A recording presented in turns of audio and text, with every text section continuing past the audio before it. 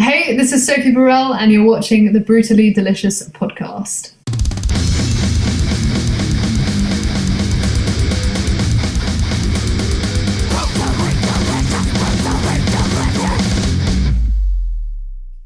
Hello. Hey, there's Chris.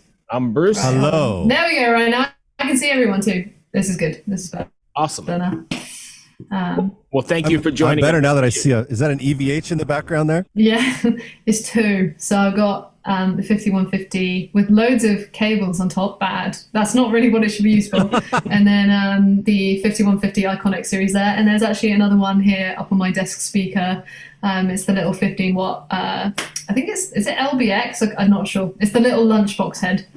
Oh God! It's just got three EVH amps. Yeah. What speakers are in those? In the cabs. You know what? I can't remember. I know that they're the same though. Because I was looking into spec the other day. I do not remember. It's okay. I'm always just curious, because so many guitar players right now are stuck on the V30 or the 25 watt greenbacks. I don't know. I'm always just curious. 5150 cab speakers. Should we see? What I need to look at the spec. Hold on, I will find this out because I need to know now. Celestion G12H. Oh, nice. Those are great. I mean, I dig whatever. Yeah, favorite cab. I mean, I've tried. This is funny. We've barely even introduced yet. But sorry. No, we're good. But I can always talk about stuff. Guitar stuff. But tried so many other cabs in my time, and I hate how fizzy some cabs are, but this is clear. So yeah, I dig. Okay, Bruce, I'm sorry. I'll let you introduce the show now, Bruce. Yeah, no, I apologize. We labeled this as a casual conversation with whoever we're speaking with, and really it just kind of flows and goes where it goes, and we go off on tangents. And Chris is a gear porn addict as well, so it all runs. I am a gear porn addict. I have many guitars. How many guitars do I have? 1, 2. I love it. I have a custom shop Strat, an old Ibanez GTX or DTX X series, which is a crazy good guitar. And I actually just bought this really cheap Jackson, the dinky 7-string. Oh, really? Yeah. So I put a new bridge. I put I put a Crunch Lab in the bridge. I changed the tuners and the nut. So yeah. What are you playing right now? Many things. Yeah, many things. PRS are my favorite brand. So mainly just exclusively PRS. Occasionally my Fender Strat as well, but since PRS very kindly gave me the SE Silver Sky when it came out to do a video. I think that it basically is my Strat. I will never get rid of my Strat. We were just talking about the Foo Fighters. Oh yeah, I haven't seen it. And the Taylor Hawkins show. Oh my God. So I was telling my wife that Dave Grohl, no one hits the drums harder. Nobody. And then that 16-year-old kid gets up and he makes Dave Grohl look like a total wimp behind the drums. I was just those it was drums mad. Punished. Wow. You just don't often see energy like that. It was just incredible. Yeah, amazing. So should we get on topic here, maybe? Okay, Bruce. Let's talk about Let's do that. Yeah, let's talk about you. How did you make the transition from band member, guitarist extraordinaire growing up from, I read, since you were 9, to doing this YouTube thing? And what's it like with such explosion on it? I left my last band that I was in. Essentially, at that point, my social media stuff, I'd already started investing quite a lot of time into it, and it started doing all right. And it was just time for a change, and I was at a crossroads, so it was time to decide what I wanted to do. And so I made the decision to, basically get on with social media and see where that took me a little bit. Which is a weird decision to have to make because you go from playing on stage, which is what it's really all about, to then playing alone in your room for a while. And then the pandemic hit. So this was like the middle of summer of 2019. So I had like a few months off from, just to kind of like de-stress and recharge from it. And then the pandemic hit and I was like, well, you can't play gigs anyway now. So I'm just going to do this all the time. And I did. And then it just, it just grew. What were some of the challenges you faced when you first started doing it? I don't really know. That's a really tough question. Challenges like for instance, you knew how to play guitar, but what about like dealing with camera and lighting or getting audio, proper audio? Yeah, like the technical side of things. I also kind of have an interest in it because I always want things to look great. But I'm not actually that tech savvy. So it was very much so about asking my friends who are good at camera stuff, like, how do I make this look good? And then them giving me all of their lovely advice and then going from there. But yeah, I'd say out of all of it, yeah, definitely like the editing and that kind of side of things was definitely the slog sort of part of it for me, I would say. How many videos are you doing like a month, a week right now? It's hard to say because a lot of the time I batch film now. So particularly for Instagram, as you can tell from the outfit and the hair, if the hair and the outfit don't change, it's all recorded on the same day.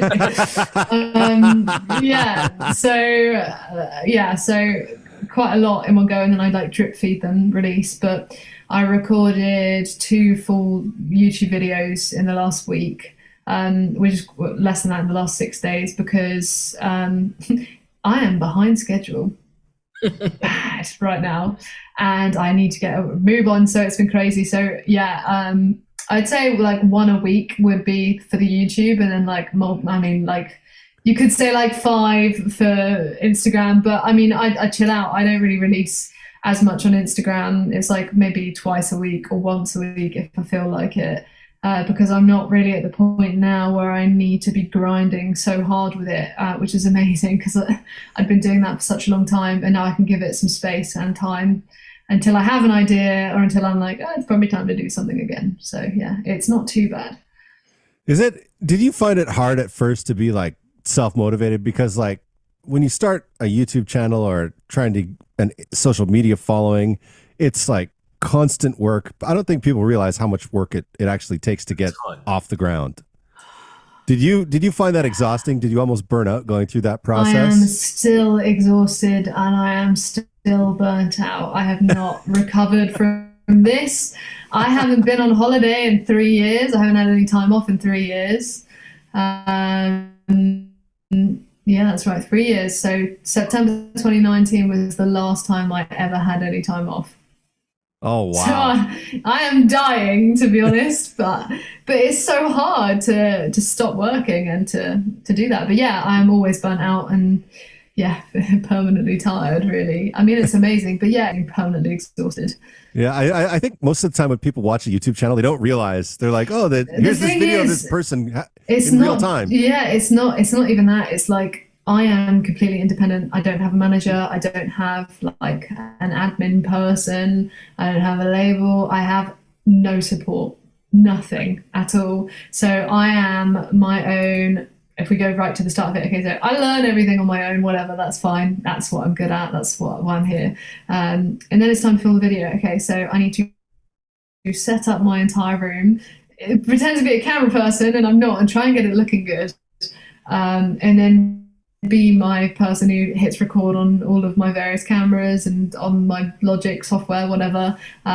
Do the thing, do the performing. All right, now turn everything off, and then like reset the room 5 times for all of these different angles and stuff like that. And the lighting, and then okay, great, okay, upload it all to my Mac, export and mix the audio, and then okay, time to edit the video. That takes 2 to 3 days in itself, if not 4 sometimes, depending on the video. Okay, now I've got to make a thumbnail. Okay, now I've got to make all of the tabs to go with that video too. All right, now time to upload, do my description. Okay, video is out there, and then meanwhile I'm like answering all of these emails, doing meetings, like trying to be a musician, trying to songwrite and make more content on the side. Like, people do not know. It is insane, and you have to be so on it all of the time. Yeah, I really wish I had. Because if you slip off of social media postings even for a little bit, emails, to be honest. Yeah, and if you slip off social media, even for just a little bit, you're replaced. Yeah. You got to be right on top.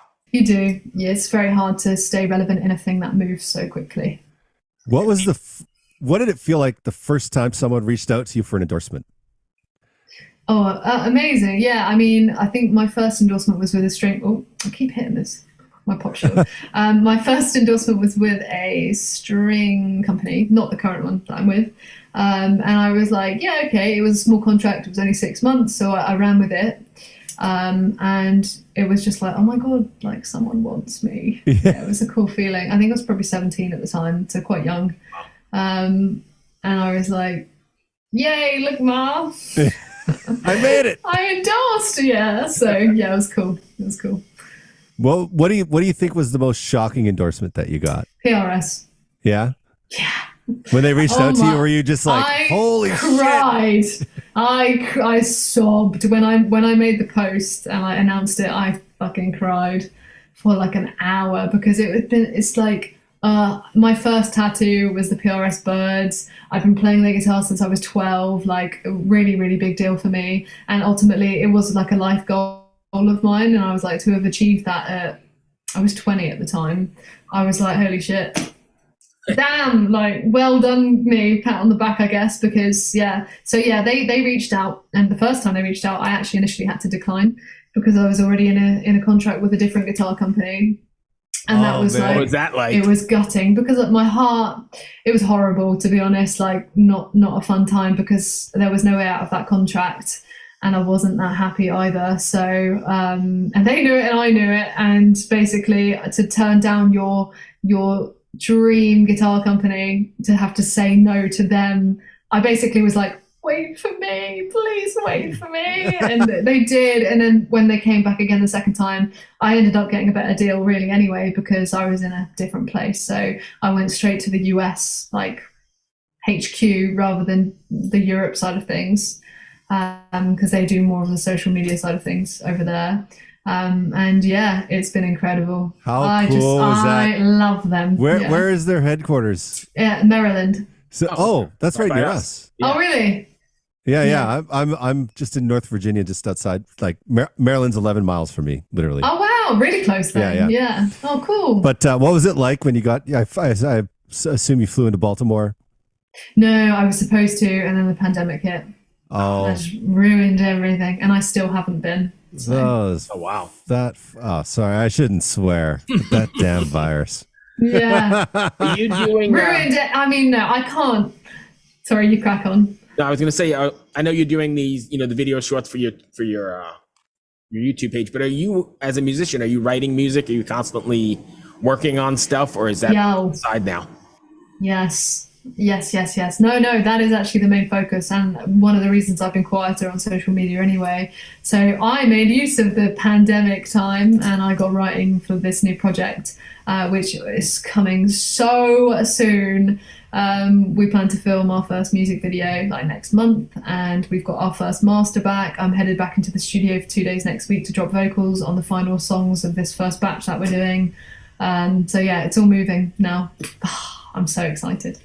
Nice. Where did you record it?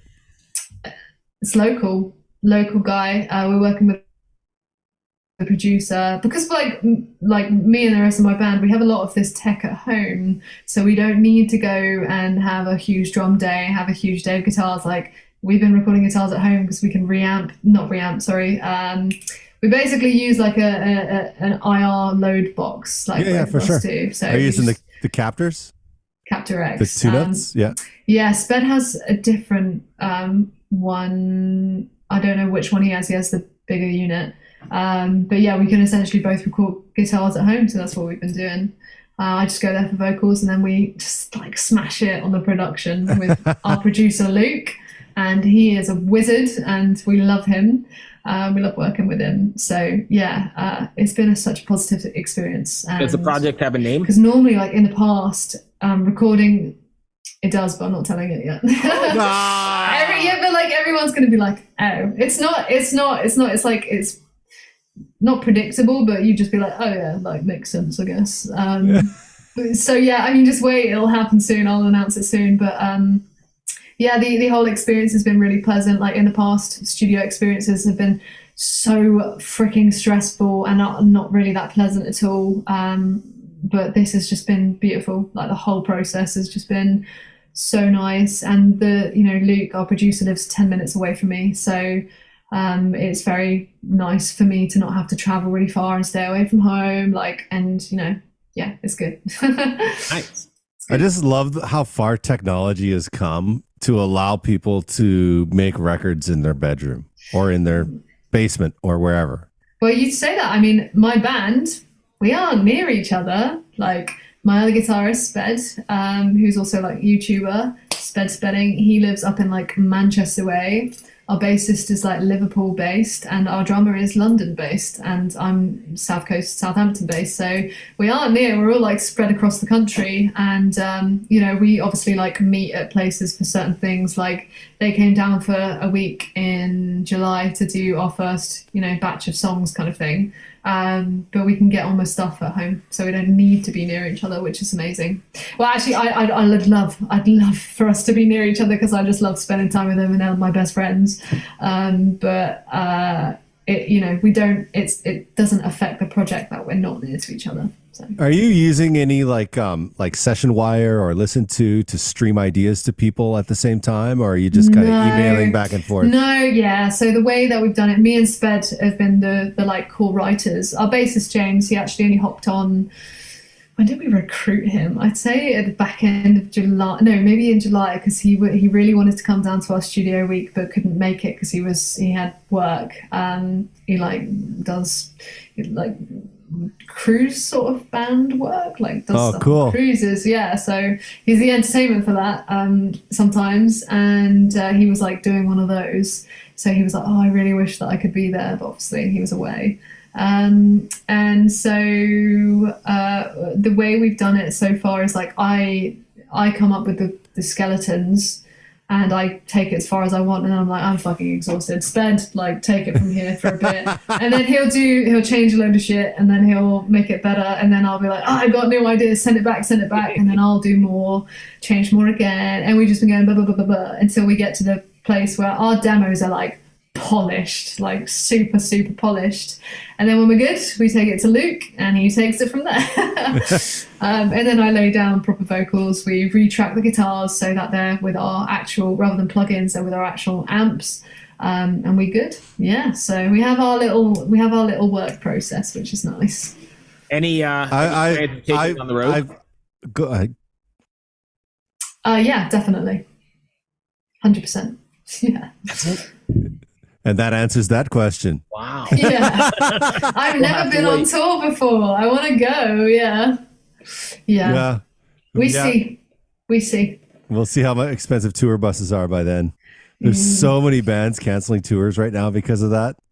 It's crazy. I mean, I've never experienced it in the first place. I've played so many shows, but it was never weeks on tour or anything like that with my last band. So it will be interesting to say the least. I'm not very good at roughing it out anymore.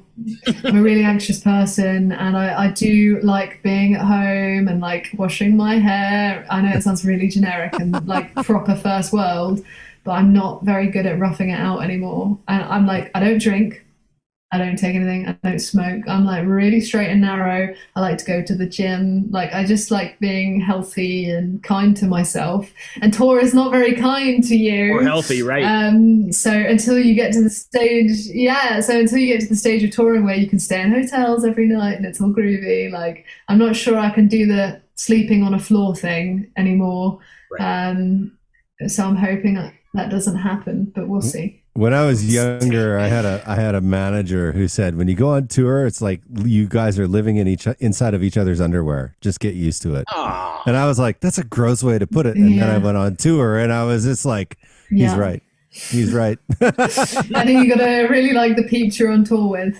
We have a laugh though. I mean, we've only really met on band occasions. I've actually only met James once. So on our first photo shoot a couple of weeks ago. So it's wow.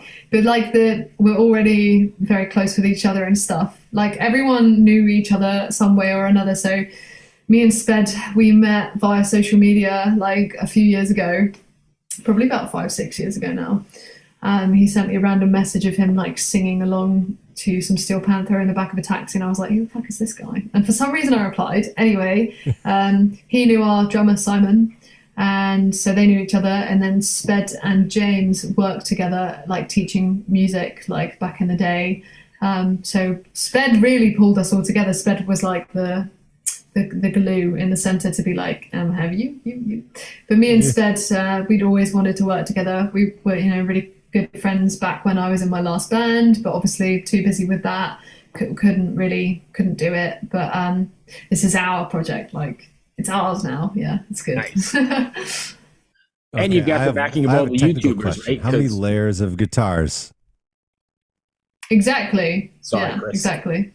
Sorry, what was your question? You both asked the question like at the same time. Bruce is a little slow. That's the problem. He's just a little slow down there.